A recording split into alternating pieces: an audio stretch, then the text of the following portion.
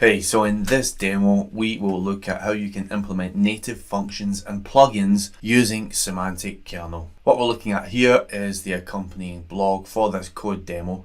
And before we dive into Visual Studio, we'll just mention a few sentences on what native functions and plugins are. So native functions and plugins are basically two of the key features in Semantic-Kernel, and what they let you do is introduce your own custom code and then combine this with a large language model or a small language model during your AI development. Native functions can be developed to perform a number of tasks, and what we'll see in this demo is how we can implement a plugin that contains a native function that can be used to perform a booking. So we'll dive out of this blog, and what we'll do is we will move into Visual Studio.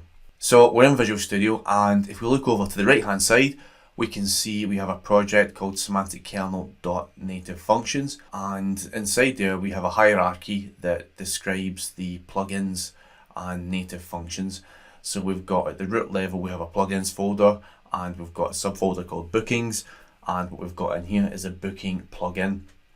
Now, just for extra context, this particular use case is centered around an agent that can perform customer management tasks, in this instance to handle a particular booking. So what we can see here is a booking plugin, and that's indicated up at line 11, and a plugin is simply a class that's used to contain one or more native functions. Within this plugin, between lines 15 and 21, we have a variable initializer that sets up a range of dates that are available for a fictitious booking system, and these are dates that are available for a user to select from. At lines 24 to 29, this is the nuts and bolts of the native function. So we can take a closer look at this, and we can see at lines 24 that's indicated by the attribute kernel function. Let's semantic kernel know that this method should be discoverable by the semantic kernel SDK and any integrated language model for use to satisfy a particular user request. In particular, we can also see in line 24 we have a description attribute, and that says determines the next available date for a booking. Again, that lets the model understand what this particular method does. And then if we look down at line 25, we can see we've got another description attribute at the parameter level. If we scroll across a little bit further here, we can see the parameter start date is passed in. In this instance, the date to start searching from is another descriptor to help the language model and semantic kernel understand how this parameter is used and what it's used for.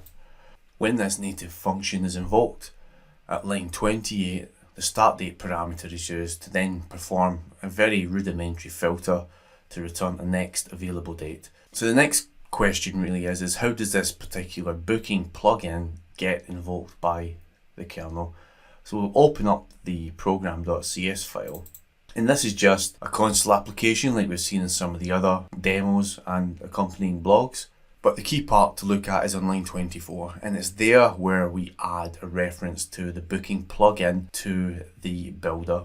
If we scroll down a little bit further here, we can see between lines 30 and 39, what we do is we set up the start date, and then we just manually invoke the booking plugin, passing in the parameters. Now, in the real world, you may or may not do this, right? But just because what would happen would be planner component of semantic kernel in conjunction with a model integration would decide using the attributes which particular plugin to use, and that's like one of the key value adds of semantic kernel.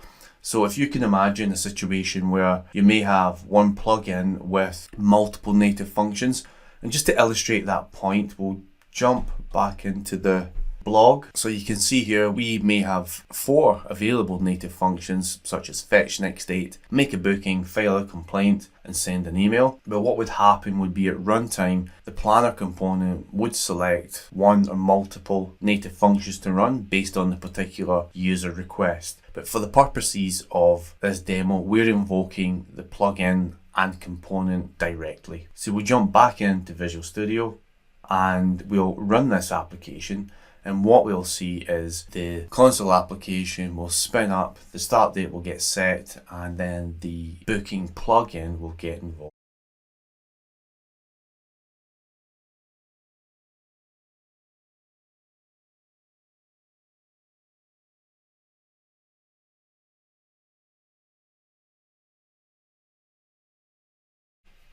So we can see here the console application is spun up, and it's saying the next available date is the 4th of July 2024. So nothing groundbreaking here going on, right? But the key thing is that in a real world situation, you could have multiple plugins with multiple native functions, and the SDK coupled with the LLM will decide which plugin and which functions to run to satisfy a particular request. And we'll look at that in a subsequent blog post and demo. So in this demo, we've seen how you can create a plugin using Semantic-Kernel. We've seen how you can add a native function to the plugin, and how you, by decorating the method names and parameters, how that metadata can be used to help the kernel and LLM decide which plugin and native function to use. You can find out more about this particular demo and code by viewing the accompanying blog at jamiemaguire.net.